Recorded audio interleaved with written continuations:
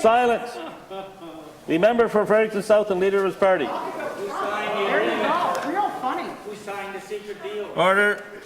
Mr. Speaker, yesterday I heard from another Frederictonian, a senior in my riding, whose rent increased significantly in the past year.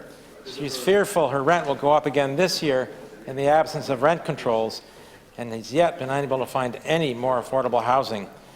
There's an inherent market failure here, Mr. Speaker, because modest rents severely limit the profit potential of new apartment buildings.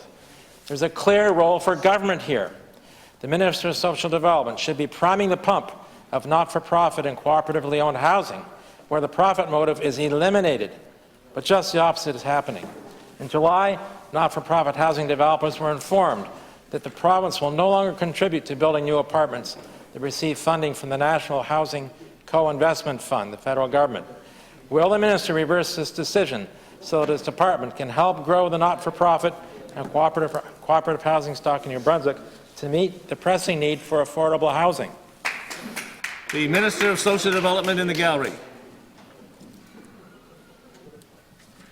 Thank you very much, Mr. Speaker, and it is always concerning when I hear about people in housing, and although we can't talk to specific individuals here in the legislature or due to the confidentiality nature, but I would encourage the individuals that MLAs hear about that are having trouble with housing to contact the Housing Authority and see if they are qualified or if they can come up with a solution.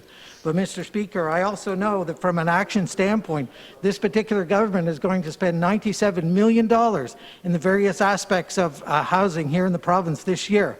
And that includes building new units. That includes fixing the present stock. That includes rent supplement to people based on their salary and income, Mr. Speaker, and that includes a rural and native strategy in order to provide housing in those areas as well.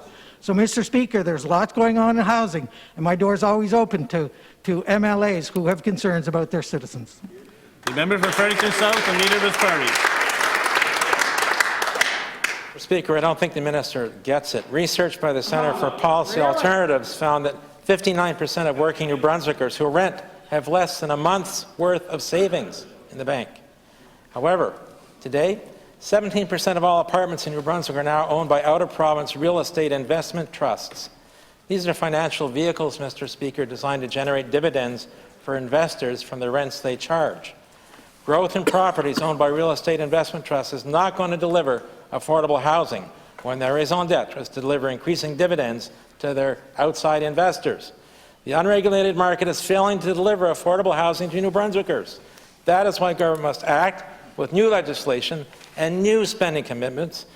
Does the Minister of Social Development have a plan to meet the need for affordable housing now, not in 2030? Yes or no?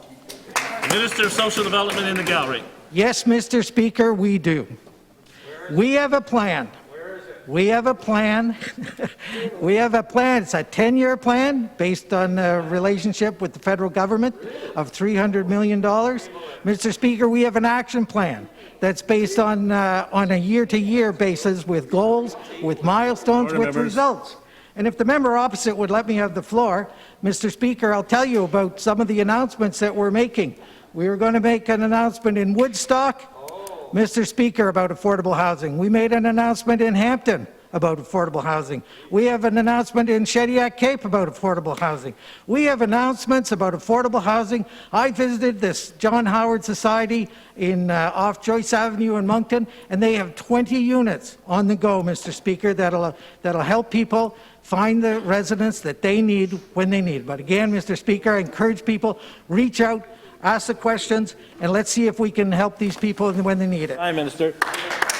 The member for Fredericton Grand Lake and Leader of his party.